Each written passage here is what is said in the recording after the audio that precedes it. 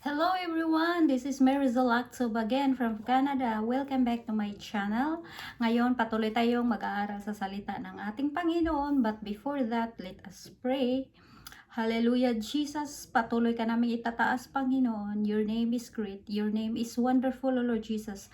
Thank you for this beautiful day, O Lord God, that you have given upon us, O Lord Jesus, for the protection, O Lord God. Thank you for everything, O Lord Jesus.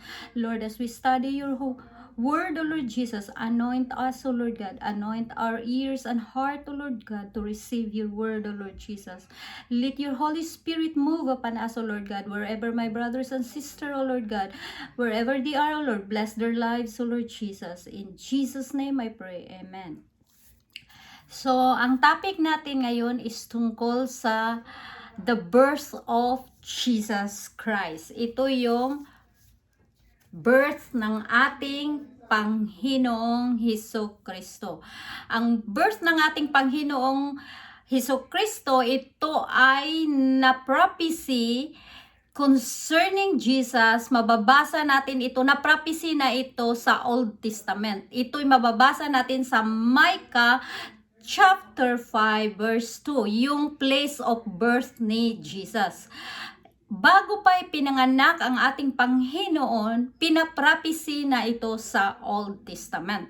So, ang born of a virgin din, ito ay prophecy din sa Isaiah chapter 7 verse 14. Mababasa natin na ang ating Panginoon, siya ipanganak sa isang birhen na babae. Ito ay si Mary.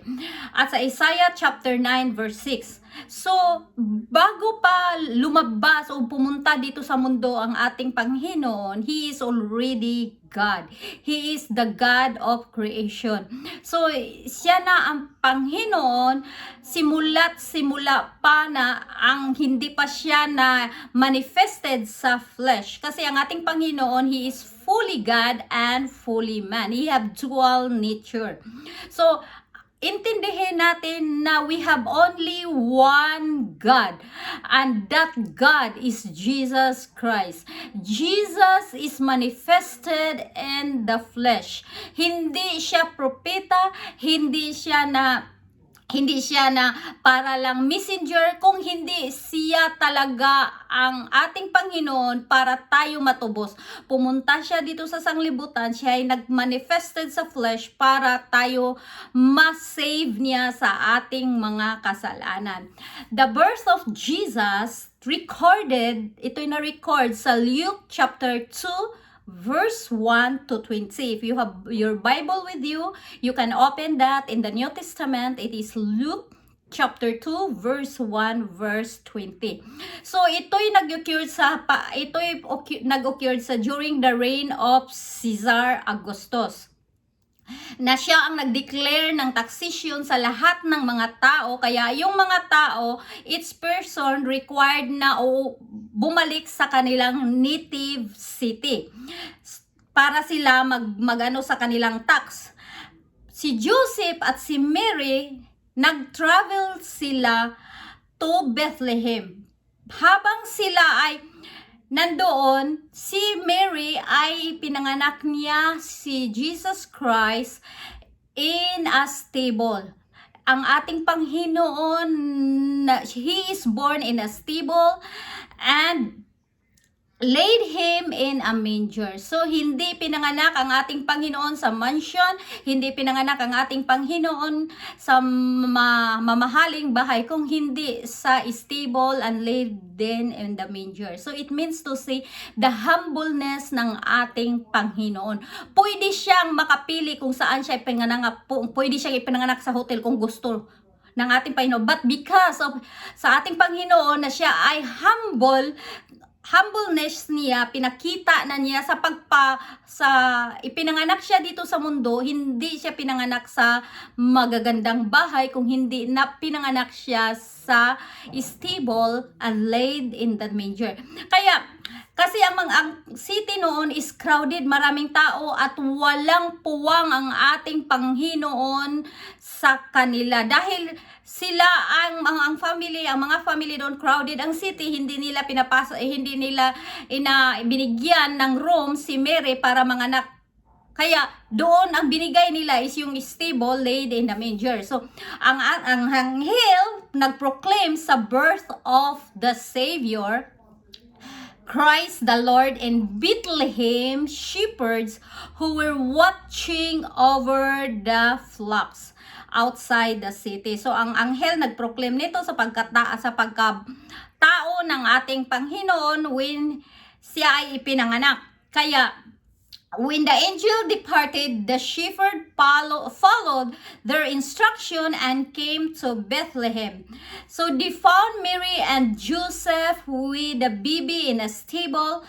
The shepherds told many people of their angelic visit, glorifying and praising God.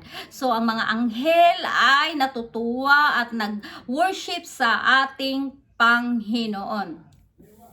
Kasi ang ating Panginoon, yung sa Matthew 1:21, ito'y nagsasabi na, and they shall bring forth a son, and they shall call his name Jesus, for he shall save his people from their sins.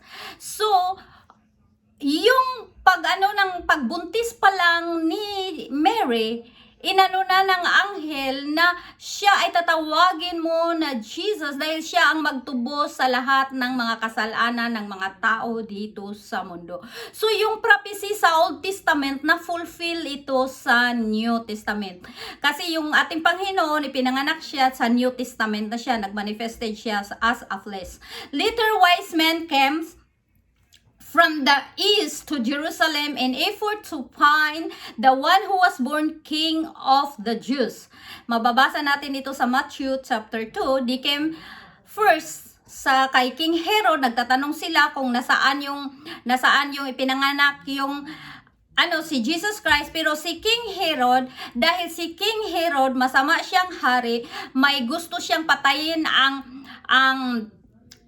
si Jesus Christ dahil alam nila na si Jesus Christ is a king. Pinoproclaim na ito kasi si King Herod, he is the bad king sa sa pagpanganak ng ating Panginoon. Si King Herod, alam niyo si King Herod, pinatay nga niya ang kanyang family for the sake of power, for the sake of wealth. Pinatay niya yung family niya, whole family niya, para lang masakan niya kasi natatakot siya na yung trono niya ay kukunin. Kaya yung power talaga, minsan sa isang tao, kung may power na tayo, maiba yung ating ugali, minsan maging greedy na tayo. Dahil hindi na natin, minsan maging na tayo, hindi na natin alam kung saan tayo nanggaling. Kaya kailangan natin napasalamatan ng Panginoon kung ang Panginoon nag-bless sa atin, binibless niya tayo sa ating work, binibless niya tayo sa anumang aspect ng ating buhay. Kailangan natin that we put God as a center and glorify Him, because without God, wala ka talaga. Yang mga bagay na yan, hindi mo yan matatanggap. We put God as the center in our lives. We put God as a center in our family para ang ating Panginoon siya ang mapupuri. Hindi, ang mga kayamanan dito sa mundo na binibigay ng ating Panginoon is just, He bless us, is just we are a steward. Hindi tayo ang may-ari. We came to this world nothing. Wala, hubad tayong pumunta dito sa sanglibutan. Kaya wala tayong pag-aari dito. Kung tayo binibless ng ating Panginoon, naging successful yung buhay natin, we glorify God and we thank God for everything. Sometimes people forget God if they are already blessed. If they are already, may success na sila o may na sila sa kanilang buhay, umangat na, makalimutan nila ang ating Panginoon. Maalala lang nila ang ating Panginoon kung nasa kagipitan sila. But alalahanin natin na ang lahat ng bagay nga nasa atin ay galing sa ating Panginoon. Kaya yung mga wise men, dahil alam nila na si Herod ay papatayin nila, sabi pa ni Herod na kung mahanap nyo, sabihan nyo ako kasi pupunta din ako, mag-worship din ako sa kay Jesus Christ. Pero alam ng mga wise men na may masamang motibo si King Herod. Kaya ang ginawa ng mga wise men after they found Jesus Christ, they worship, they offerings to Jesus Christ, some gifts. Ang ginawa ng mga wise men, hindi na sila bumalik doon kay King Herod, kung hindi pumunta sila ng ibang daan para hindi na sila makabalik doon sa daan na doon kay King Herod. So the Lord warned Joseph, ito ang sabi ng Panginoon, to take Jesus out of the country into their own country another way. Ito ay mababasa natin sa Matthew chapter 2 verse 12 na nag-warn ng ating Panginoon kay Jesus na kailangan silang mag-out sa country into Egypt to protect him from the anger of Herod. Kasi ang mga tao nag-worship na, nagsabi na he is a king of the Jews, kaya ito'y si King Herod, natatakot na siya na hindi na siya maging hari. Kaya dahil takot na siya na mawalan siya ng power. Si Herod, alarm siya na hearing of the king of the Jews. Kaya being born and he killed, ang ginawa ni Herod, pinatay niya ang mga batang ipinanganak sa Bethlehem area who were 2 years old and under. Imagine na pinapatay ni King Herod lahat ng mga batang na born under 2 years old sa Bethlehem.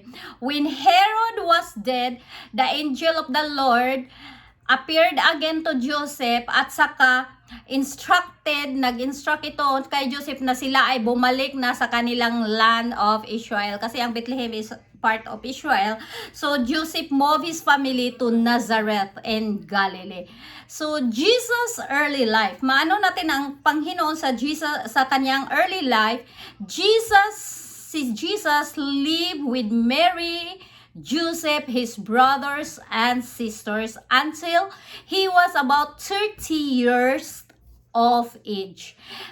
Alalahanin natin na ang ating Panginoon, He is God, pero yung na-manifested siya sa flesh, siya ay nag-submit sa kanyang parents. Siya ay nag-obey sa kanyang parents. So, He is a God example being a child. So, kaya kailangan sa ating mga bata na kailangan turuan natin itong mag-submit sa mga nanay at tatay. Tayong mga bata, kung tayo'y bata pa, huwag natin, kasi ang mga parents, sila ang nagtuturo sa bata at nagagabay sa mga bata. Kaya kailangang i-obey natin ang ating mga parents. Sabi pa sa Ephesians 6:1, children, obey your parents for the Lord, for this is right. So kailangan na ang mga bata, kailangan mag-obey sa kanilang mga parents. At kailangan din na sa mga nanay at sa mga tatay na i-train natin ang mga bata habang bata pa ito. Kasi ito'y nasusulat sa Bible na train up the child while it is young. Kasi hindi niya makalimutan kung ano yung tinuturo mo sa kanya. Kung tinuturo mo sa bata ang may Panginoon sa buhay niya, lalaki siyang may takot sa ating Panginoon. So, the only record we have on his activities during the time of the family's return from Egypt to Nazareth is a visit to Jerusalem when Jesus was 12. At that time, they found him in the temple, sitting in the midst of the doctors, both hearing them and asking them questions, and all that heard him were astonished at his understanding and answer. Ito'y mababasa natin sa Luke chapter 2 verse 41 to 52. So yun ang the birth of Jesus Christ, yung ipinanganak ang ating Panginoon. So God bless us all and thank you for your time and thank you for listening sa ating Bible study ngayon. Hope God will bless you and have a blessed Sunday to all.